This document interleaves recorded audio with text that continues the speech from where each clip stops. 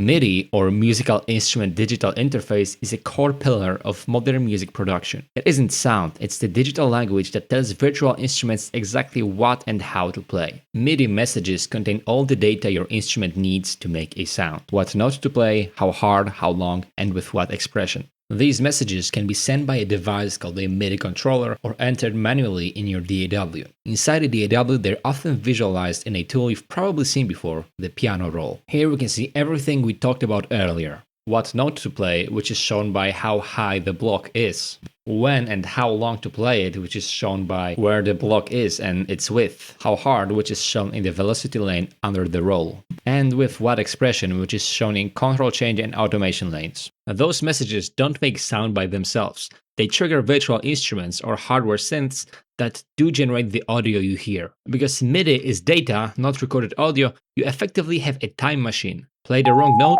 drag it to the right pitch. Timing a bit sloppy? Use quantization to snap everything perfectly to the grid. But the best part is the flexibility. You can record a melody on a piano, decide you don't like the sound, and instantly switch it to a synth or a violin without re-recording anything.